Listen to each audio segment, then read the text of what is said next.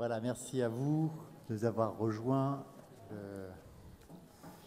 Le protocole veut qu'on m'ait demandé, moi d'abord, de poser quelques conclusions, en tout cas de la place que j'ai occupée pendant ces 2 jours avec vous. Tout d'abord, c'est vrai que quand je suis arrivé ici, je ne savais pas exactement ce qui allait se dérouler et je comprenais que l'on attendait de moi de fluidifier ou en tout cas de permettre qu'il y ait un dialogue qui soit le plus serein possible, qui s'installe. Je ne sais pas vraiment comment j'aurais pu faire si les choses avaient dérapé, mais surtout, je voudrais dire que voilà, je constate que je n'ai pas eu grand-chose à faire. Moi, j'ai plutôt assisté, écouté, du coup, en témoin privilégié de ce temps collaboratif qui a été fondé en effet sur les principes qui ont été qui se sont imposés à tous d'emblée, cette écoute et cette bienveillance. Moi, j'ai le sentiment d'avoir assisté à un moment de vérité. Alors, certainement, il est incomplet. Il y a forcément des frustrations. Il y a peut-être des désaccords avec ce qui a pu être dit. Voilà, j'espère pas de blessures supplémentaires. Mais s'écouter à ce niveau-là sur un tel sujet, je trouve que c'est remarquable. Ma deuxième réaction, c'est le journaliste qui est derrière. Et il y a 2 choses, moi, qui m'ont spécialement intéressé. Alors, l'une plus directe, qui est en effet hier, je me rends bien compte que voilà, on a cessé de le répéter, le rapport de la SIAZ. Pourquoi est-ce qu'il fait date? Pourquoi il a marqué un tel tournant? C'est parce qu'il y a eu un travail, une méthodologie, il y a eu des chiffres, il y a eu une photographie, quelque chose d'imparable. Alors, même si certains continuent à essayer de s'acharner, de le démonter, non, il y a des chiffres. Et puis hier, tout au long de la journée, on a entendu que c'était compliqué d'avoir des données désormais sur certains secteurs. Et voilà, on a entendu cette notion de se dire, est-ce qu'il faut un observatoire, faire remonter des données pour nous journalistes? Si on n'a pas les données, si on n'a pas une évaluation des choses, c'est toujours plus compliqué de nous saisir. Voilà, de quoi parle-t-on? C'est la première question qu'on se pose. Et puis une deuxième chose qui est plus profonde, c'est que ce système, Véronique Margron a utilisé le mot de mal, je ne sais pas comment le définir moi. C'est un monde dans lequel on est entré qui est vaste, et dans lequel on est entré en trouvant la porte des violences sexuelles sur les mineurs dans l'Église. Enfin, moi, c'est le ressentiment que j'ai aujourd'hui, mais c'est un monde beaucoup plus vaste. Et puis très vite, vous voyez, les questions, elles s'élargissent à la question des majeurs. Pourquoi on traite des mineurs, mais il y a les majeurs, et c'est la même chose. Et puis on s'est dit, c'est l'Église diocésaine. Oui, mais il y a l'enseignement catholique, il y a ces chorales, en effet, avec des projets magnifiques, superbes. Tout ça, c'est ensemble. Et puis il faut regarder plus loin, il y a tous ces secteurs de la société où on ressent les mêmes ressorts. Voilà, moi, tant que journaliste, c'est vrai que je me dis, il y a un grand mystère qui est devant nous et que notre fonction, notre tâche à nous, c'est aussi de peut-être essayer de le débusquer, ce mal. Je ne sais pas comment le définir autrement, en l'éclairant, voilà, au fur et à mesure. Et on aura besoin de données, on aura besoin de paroles, on aura besoin de témoignages. Puis peut-être une question, enfin en tout cas un point plus personnel pour moi, c'est que, pour tout vous dire, là, je vous évoquais aujourd'hui, Seigneur, on a fait un cycle sur la vérité, on fait 5 émissions, voilà, la question de la vérité, elle est omniprésente aujourd'hui. Au milieu, il y a Olivier qui vient témoigner, en tant que lanceur d'alerte, les mécanismes, qu'est-ce qui fait que face à la vérité, il y a cette espèce de mur mou qu'on ne réussit pas à franchir. Et on le sait très bien, nous, quand on fait cette émission, on fait moins 15% d'audience. Voilà. Les abus sexuels, aujourd'hui, comme la question des migrants, on sait que l'on a moins 15% d'audience. Donc il faut que vous nous aidiez aussi, parce que nous, on continue à s'engager, à se dire que c'est notre mission, que c'est notre boulot, qu'on sait évidemment que c'est important de tenir la barre là, sur ce sujet. Il faut que ce message y passe aussi au niveau des paroisses. Il faut que les catholiques comprennent que ce sujet il est toujours là. On parle de tourner la page, voilà, jusqu'au plus local, parce que derrière, ce n'est pas des émissions tristes qu'on propose, c'est des émissions pleines d'espérance. Vous avez entendu Olivier hier, Moi, ce qui me traverse dans ce métier, c'est d'aller débusquer là où il y a la dignité humaine. Elle peut surgir vraiment des tréfonds du monde actuel. Et quand on écoute Olivier, moi, je suis sûr que voilà, nos téléspectateurs, quand ils ressortent, ils se disent « J'ai pas perdu ma matinée à écouter ça ». Et puis peut-être un point plus personnel, messieurs les évêques, voilà, maintenant les décisions, on a écouté plein de choses, les décisions, elles vous appartiennent.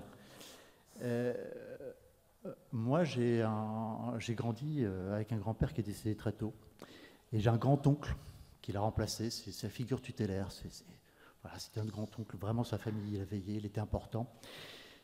Et il était archevêque de Rouen. Alors, Monseigneur Lebin, bouchez-vous les oreilles, parce que vraiment, voilà, pour nous, c'est quelque chose, c'est un titre, on est fiers. Et puis, au moment du rapport de la SIAZ, moi, j'ai pas pu m'empêcher de me poser la question, mais qu'est-ce qu'il a fait, lui? Il a été meilleur, il a été moins bon, il n'a pas écouté, il y a des victimes qui le haïssent aujourd'hui parce qu'il n'a pas été à la hauteur. Voilà, cette question, elle ne me hante pas, elle ne m'empêche pas de dormir comme d'autres traumatismes qu'on a entendus aujourd'hui, mais elle revient. Alors je sais que vous avez des familles, vous avez des gens qui vous aiment, vous avez des diocésains qui comptent sur vous. Et ben, le dossier maintenant qu'il est ouvert, moi je suis persuadé que voilà, vous avez toujours l'occasion de leur donner la certitude qu'ils peuvent être fiers de vous. Voilà, ça sera mon dernier mot.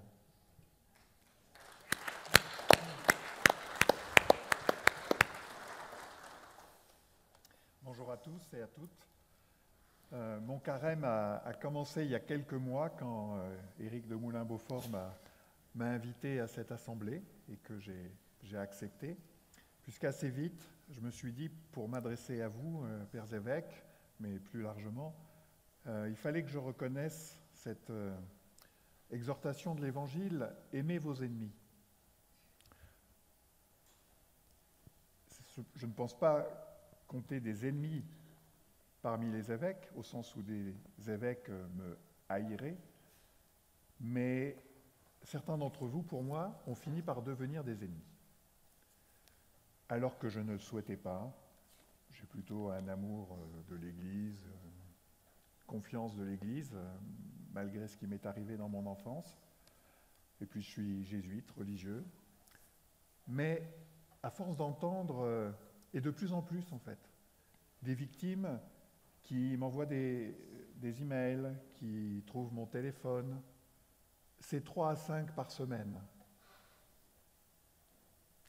Et ce sont des personnes qui souvent vous ont rencontré une congrégation religieuse, y compris parfois les responsables de ma congrégation, et qui ont été mal reçus, ou qui se heurtent à un mur, ou qui repèrent des mensonges, des manigances, et encore aujourd'hui. Alors, ça, pour moi, ça a été très dur. Donc j'ai sincèrement demandé, et je vais vous partager, avec ce que j'ai entendu aujourd'hui, je vais vous partager, même si ce n'est pas fini, 3 fruits de mon carême, portés par l'espérance de la résurrection, et j'en redirai un mot, et aussi par l'espérance de ce que nous vivons ici. Le chemin parcouru depuis 2021, et avant ça, lors de l'annonce de la création de la SIAZ, puis la remise du rapport, la création de l'INIR et de la CRR, et vraiment j'en rends grâce, et je vous en remercie. Le chemin parcouru nous a fait passer quand même par de nombreuses phases, peut-être contradictoires en fait, c'est-à-dire qu'il y a d'abord eu l'attente, la stupeur lors de le 5 octobre 2021, qui a suscité réellement de l'espoir. Et puis, nous le savons, il y a eu des révélations de scandales successifs, les affaires Sentier, Ricard, Vanier, les frères Philippe. Moi, j'aime bien ajouter dans cette triste litanie la communauté Saint-Jean, l'abbé Pierre, Bétharame, et on le sait, d'autres viendront encore. Et donc, ça crée un télescopage, et c'est le premier point que je voudrais avec vous éclairer pour essayer de voir ce qu'on peut faire ensemble. Un télescopage des temps. Je dirais, il y a 3 temps. Il y a le temps des victimes, qui est celui de l'urgence de la douleur.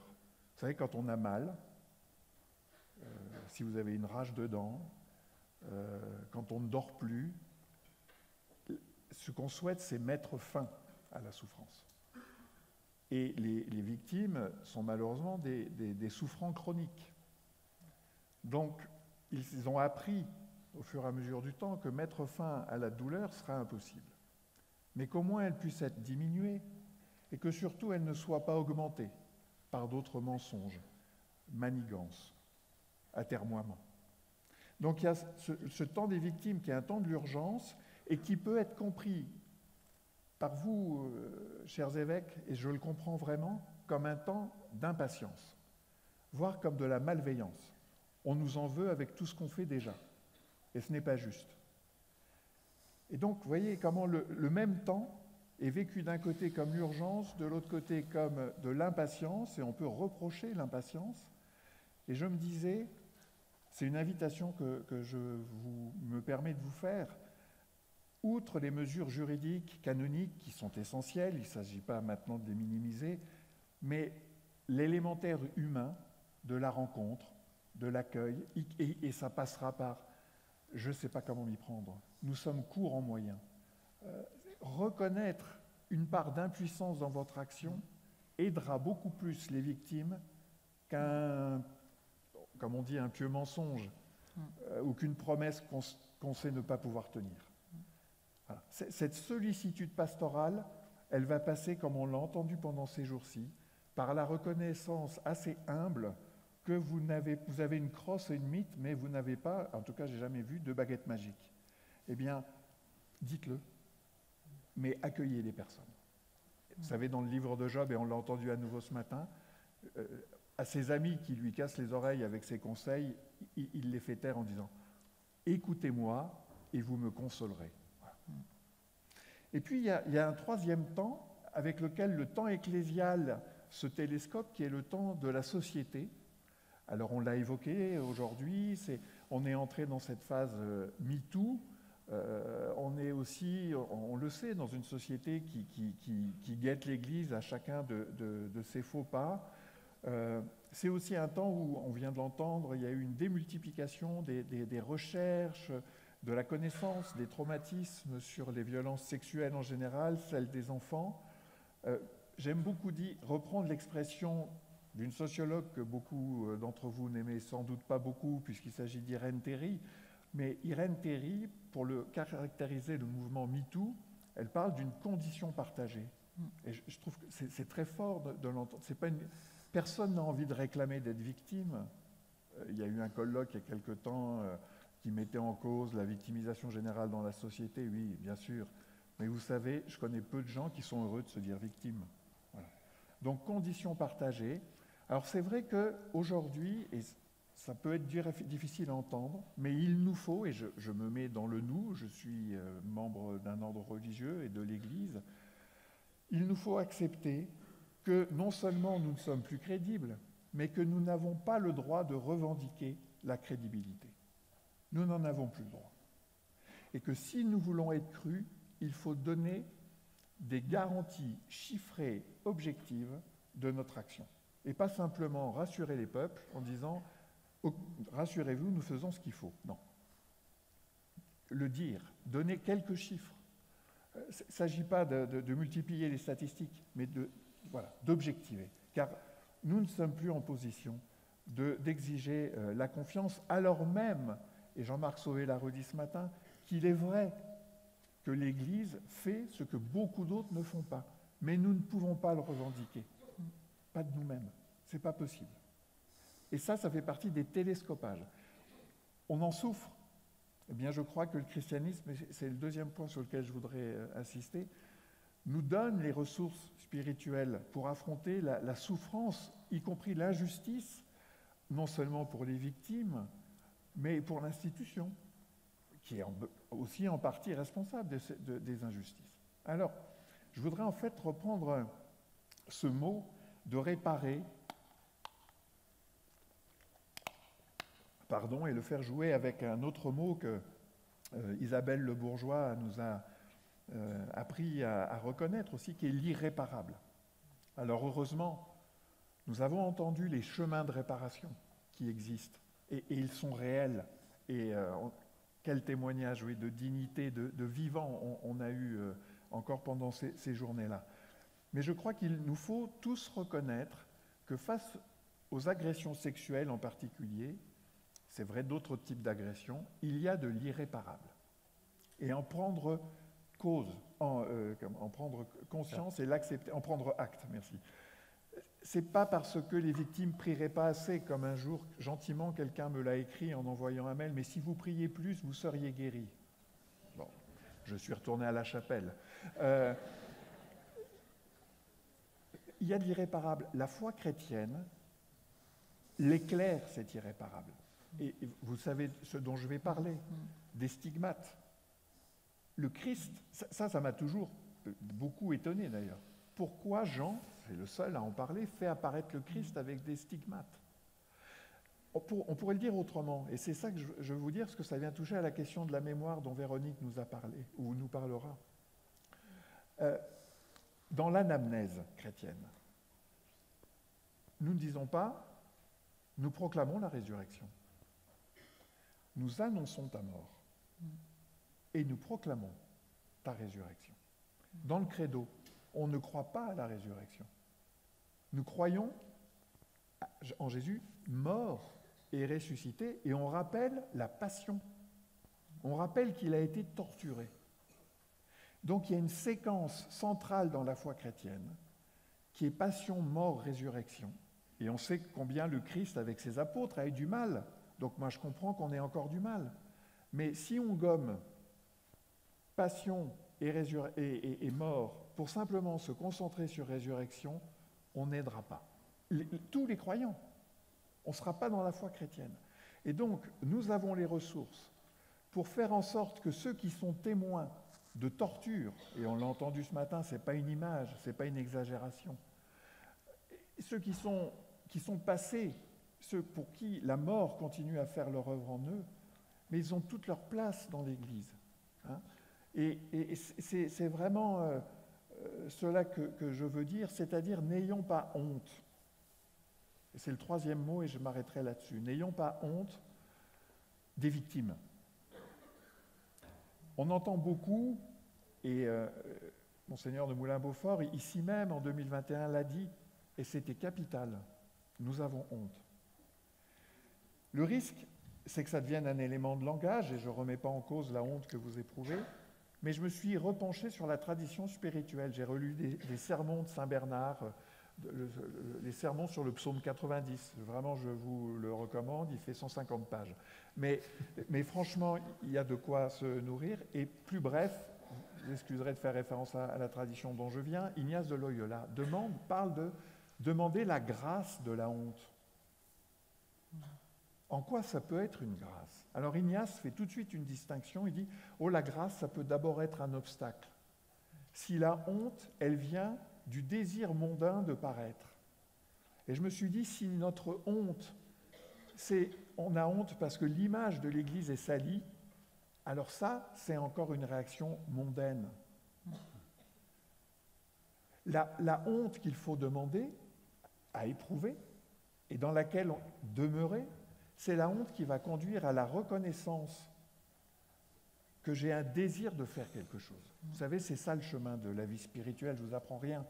C'est à partir de la honte, de son péché, de sa responsabilité, donc, eh bien, c'est me tourner vers l'action et non pas de rester accablé par le mal dont j'ai été témoin, coupable, complice, etc. Et donc, s'il y a une grâce de la honte, c'est bien parce que de la confusion, je reconnais le mal fait et non pas l'image ternie. Le mal fait et que, miracle, du mal, je peux en faire quelque chose avec d'autres. Alors, ce n'est pas faire le bien à demi. Patrick. Oui, j'arrête. Excuse-moi, oui, parce que en fait, Véronique a un train il faut qu'elle parte dans 6 minutes. Eh ben alors, mais on reviendra avec toi ensuite. Non, mais c'est bien. Merci. Véronique. Bon, ça va aller. Merci beaucoup de me donner la parole. En fait, je suis un peu impressionnée, bien sûr, mais je crois que j'ai envie de commencer à être vraie avec vous et à vous dire que ce matin, je suis mieux qu'hier. Et j'espère moins bien que demain. Je veux dire que ce premier jour et demi a été pour moi très douloureux, très compliqué, très difficile, parce que m'a explosé à la figure. Au fond, ce qui a été si douloureux il y a 2 ans exactement, quand avec les groupes de travail, on a rendu nos rapports. Et alors, moi, j'avais la chance d'être dans 2 des groupes qui ont été un peu le plus mal reçus, c'est-à-dire le groupe 8, l'analyse des causes, et le groupe mémoire.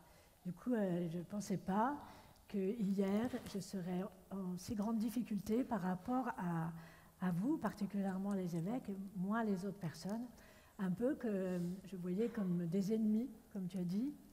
Et je me suis rappelé que dernièrement, en travaillant avec Jacques Blacard, on a parlé de Nelson Mandela qui disait faire la paix avec son ennemi, c'est travailler avec lui, et alors il devient un associé.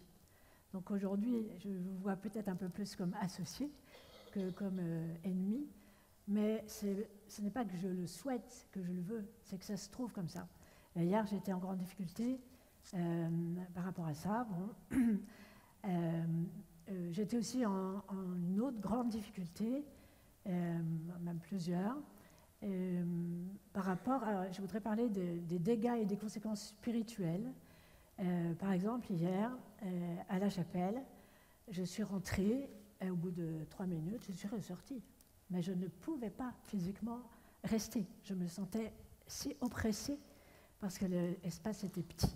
Il y avait tous ces évêques, tous ces prêtres, et bien sûr des autres personnes, mais c'était insupportable pour moi, en fait.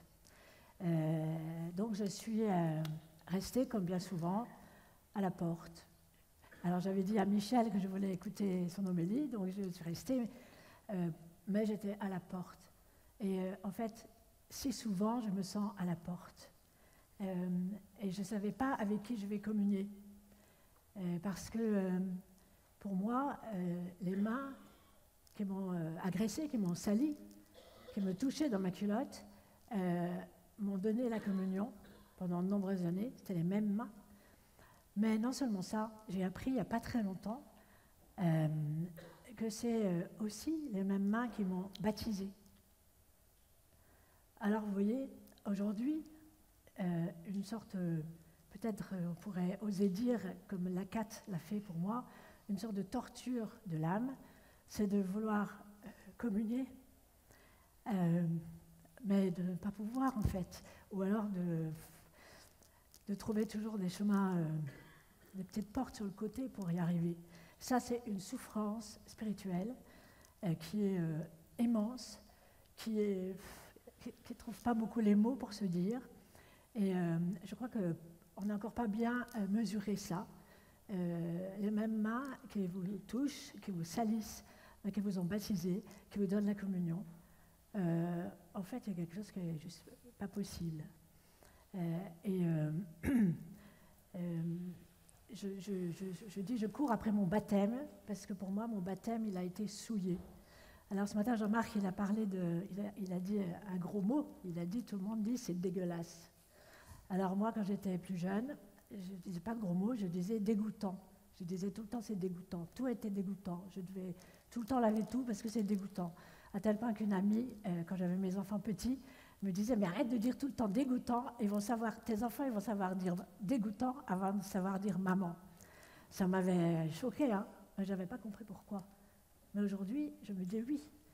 Alors pour continuer, je pourrais dire que je trouvais dégoûtant ces mosaïques de Rupnik ici. Quand on a reçu la communiqué de Jean-Marc Micas l'été dernier, j'ai envoyé un mail un peu qui sortait de mon cœur, mais de ma souffrance, en lui disant, mais je ne comprends pas, je ne vous comprends pas. Et pour moi, ces mosaïques, elles font tache sur la basilique. C'est ce qui m'est venu. Et ce qui m'est venu aussitôt après du cœur, c'était l'immaculée conception.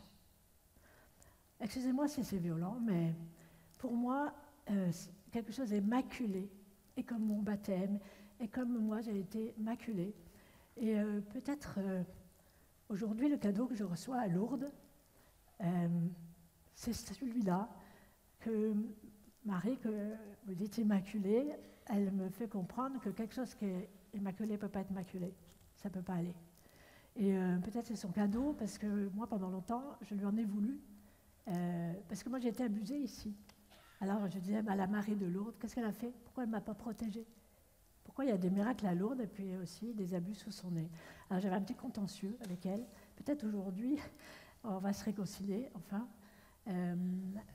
parce que on a parlé aussi du désordre. Peut-être que les victimes, elles aident l'Église à remettre de l'ordre. Parce que moi, ça fait des années que j'essaye de mettre de l'ordre dans ma vie, à tous les niveaux, mais aussi spirituel. Donc je cherche à retrouver mon baptême, que je me le réapproprie pour que ce soit de nouveau propre. Et peut-être que oui, on vous aide à remettre de l'ordre dans l'Église. Et je pense qu'il y a 3 points, je vais juste les citer parce que j'ai pas eu beaucoup de temps. Il faut que vous fassiez très vite, oui. Il faut continuer absolument à travailler. C'est l'analyse des causes. Il faut aller, et je n'ai pas beaucoup entendu le mot de cléricalisme, ça m'a un peu manqué là, ces jours-ci. Je crois que le cléricalisme, il faut continuer de travailler, de comprendre qu'est-ce qu'il est, parce qu'il est partout, et il est plus malin que tout, puisqu'on n'en parle même plus. Voilà, il faut reparler du cléricalisme, aller chercher les causes. Il y a les questions de la mémoire, et ce qu'on a dit sur la mémoire à la messe, ça devrait nous aider à comprendre pourquoi il faut faire mémoire, et ne pas se tromper de mémoire. Il ne faut pas faire la mémoire de ce que l'Église est en train de faire. Non, non, non. Faire la mémoire de ce que les enfants ont vécu, de ce que comme adultes ils survivent, ou bien ils sont en résilience, et aussi combien ils combattent pour que ce qui nous est arrivé n'arrive pas à d'autres. Et puis il y a la question de la pastorale, parce que j'ai déjà dit, qui va m'aider à retrouver mon baptême, sinon une pastorale. Voilà, j'arrête parce qu'il faut. Merci beaucoup.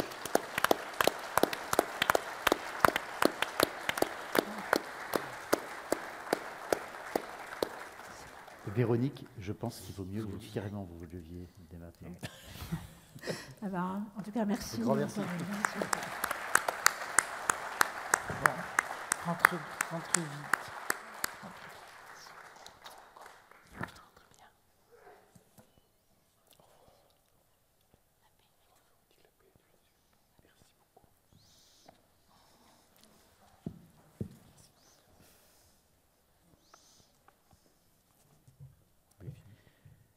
Patrick Goujon, je vous ai coupé tout à l'heure. Oui, non, mais alors, en 2 mots, pour pas penser que je pars avec des ennemis.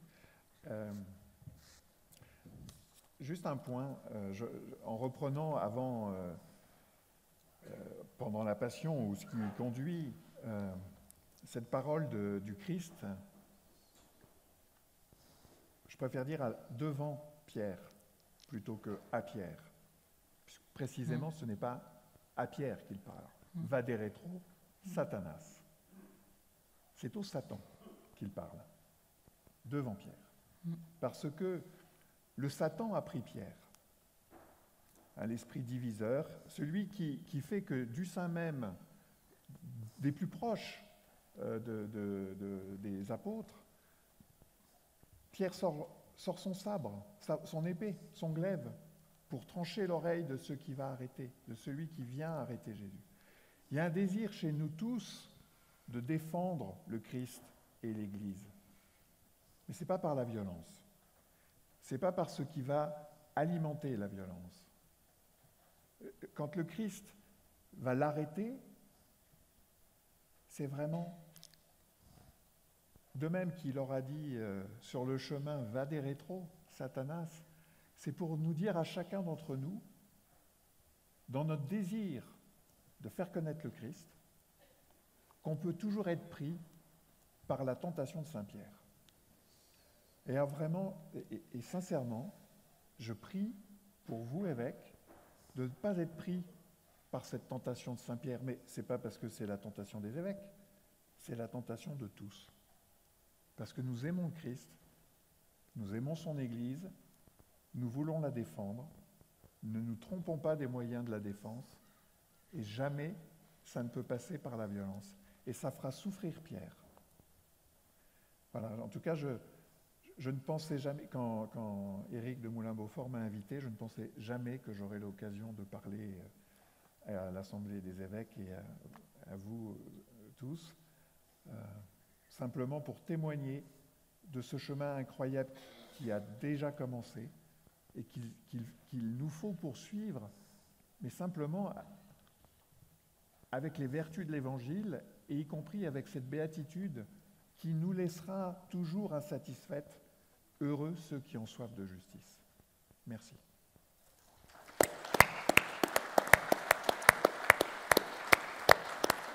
Véronique Margron et Éric de Moulin-Beaufort, en tant que représentant de la CEF et de la COREF, vous êtes les réceptionnaires, j'ai envie de dire, de cette journée et demie.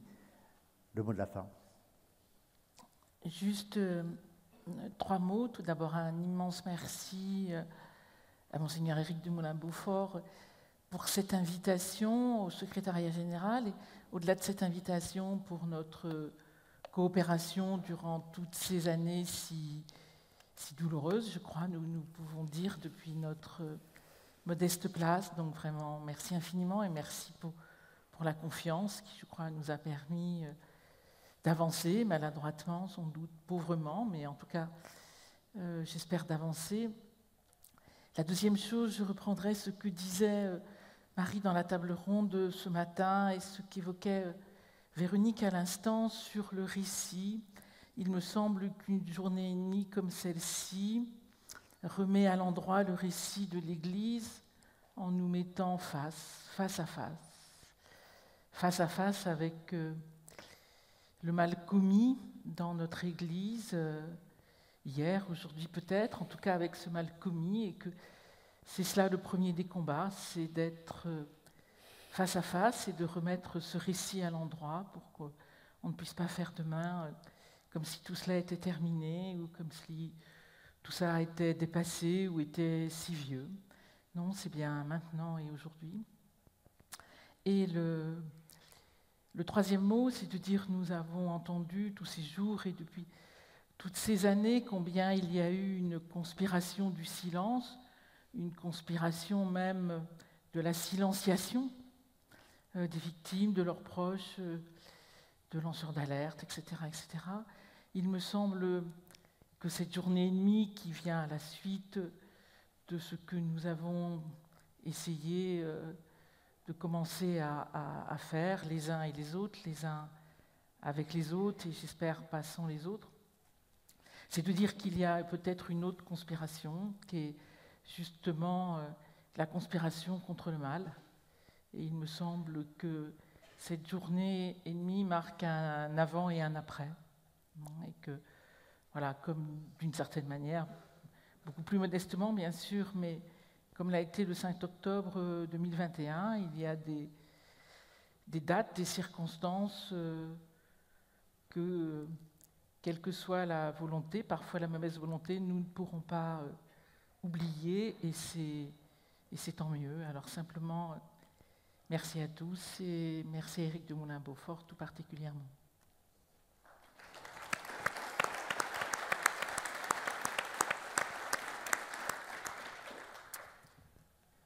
Pour ma part, je ne veux pas avoir de mot de la fin, parce que je ne pense pas qu'il puisse y avoir vraiment de fin, comme on l'a dit plusieurs fois. Et je ne pense pas que ce soit ni à moi comme président de la conférence des évêques, ni même à nous évêques forcément d'avoir ce mot. Il s'agit plutôt d'avancer sur le chemin. Mais je voudrais vous partager l'impression un peu étonnante que j'ai eue hier à plusieurs reprises, qui m'a habité. J'ai eu le sentiment hier, tout au long de la journée, en particulier dans l'après-midi, d'être un peu comme au bord du lac du Tibériade, dans ce que nous raconte Saint Jean au chapitre 21, lorsque les disciples retrouvent Jésus sur le bord du lac et que, après la pêche miraculeuse que vous connaissez, et que Jésus tend à chacun du pain et du poisson qu'il a préparé là. C'est la rencontre de Jésus avec ses disciples. Pour moi, c'est la figure la plus forte de ce qu'est, de ce que sera la résurrection. Et donc, je me suis demandé pourquoi ce lieu me venait comme ça, m'habitait comme cela hier. Et parce que j'ai eu l'impression de recevoir beaucoup de pain et de poisson. de ceux qui sont revenus de la mort et qui sont peut-être sur un chemin de résurrection, en tout cas, certains l'ont exprimé, c'est notre espérance pour les uns et les autres, et c'est à ça que nous travaillons. Le Christ tend ce pain, ce poisson, à chacun de ses disciples qui l'ont trahi, qui l'ont renié, qui l'ont abandonné, qui ont fait en fait des choses, par certains côtés, beaucoup moins graves que tout ce que nous avons entendu raconter, rappeler. Tout dont il nous faut constater que dans notre Église, et peut-être même notre Église, a pu commettre par l'action, par l'omission, par le silence, par les petits arrangements qu'a évoqué Olivier Le Borgne hier aussi. Voilà, pourtant, je trouve que beaucoup de pain, beaucoup de poissons nous ont été donnés. Ce n'est pas le festin sur la montagne, mais ce n'est pas ça, finalement, l'image que l'Évangile nous donne de la résurrection. Mais un pauvre pain grillé sur le sable, un poisson grillé sur les pierres aussi. C'est parfois un peu âpre, parfois un peu amer, mais il y a là de quoi vivre et peut-être de quoi aller porter la vie au monde entier. Voilà, alors je voudrais vous remercier beaucoup tous ceux à travers lesquels, d'une manière ou d'une autre, le Christ, je crois, nous a tendu à tous ce pain et ce poisson. Et je voudrais simplement reprendre 3 chiffres. Ils étaient 7 en 2018, ils étaient 5 en 2021.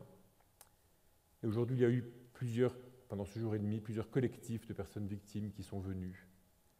Et vraiment, je vous remercie d'avoir accepté tout ce temps de compagnonnage pendant ces années, qui fait que, voilà, sur la route qui est la nôtre et que nous avons à parcourir jusqu'à ce que le Seigneur revienne, nous avons pu faire cette halte et partager de vous, recevoir de vous, le pain et le poisson dont nous avons besoin pour avancer. Et encore une fois, ça peut paraître parfois âpre, mais en fait c'est une nourriture de résurrection qui nous est donnée, et il me semble que ce temps du carême nous permet de le méditer. Voilà, ceci étant dit, je voudrais remercier ceux et celles qui nous ont permis d'organiser cette session, avec une mention spéciale pour Éline Sorba, peut-être qu'elle peut monter.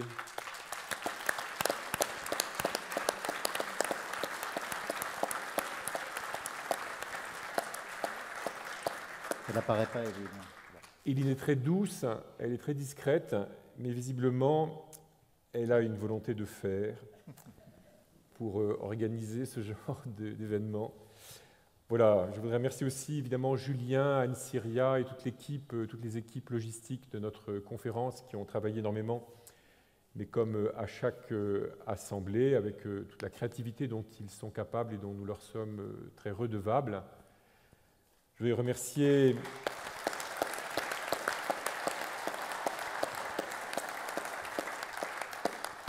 l'équipe de la communication de la conférence aussi des évêques qui a beaucoup préparé cette rencontre. Je remercie aussi les équipes vidéo et de son qui nous ont aidés. Ce sont des prestataires que nous avons fait appel pour l'occasion, mais qui ont travaillé avec beaucoup d'efficacité, de professionnalisme et de précision. Et grâce à eux, tout a été très fluide, je crois, et très facile. Donc un grand merci pour leurs compétences.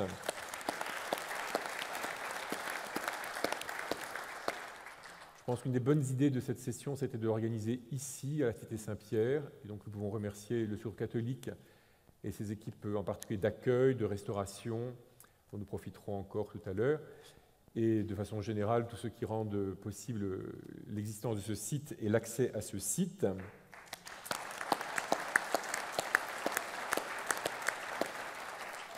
J'ai signalé dans l'ouverture la présence parmi nous de l'ambassadrice près de Saint-Siège, et j'ai souligné que c'était un signe que nous ne parlions pas que entre nous, mais aussi devant la société civile. On a vu ce matin, à travers les intervenants de la table ronde, qui nous a précédé aussi cette présence de la société civile ou des autorités de notre État.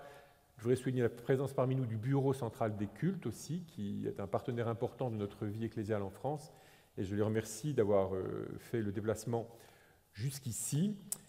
Et puis je voudrais remercier, mais même s'il est sans doute peut-être parti, très spécialement quand même Jean-Marc Sauvé, grâce à qui la SIAZ a eu quand même l'autorité, l'ampleur qu'elle a eue. À travers lui, on peut remercier encore tous ceux qui ont travaillé pour la SIAZ et rendu possible ce que nous vivons et qui permet à notre Église d'espérer sortir humiliée, mais grandie aussi, de ce dévoilement des violences et agressions sexuelles dans son sein.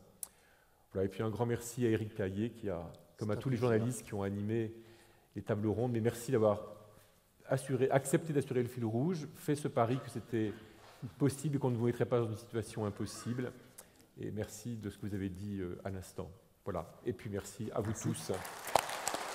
De tout cœur. Avant de nous quitter, il y a un temps de prière qui nous est proposé à la Vivre Ensemble. Donc je demande à ceux qui sont en charge de ce temps de prière de venir nous rejoindre.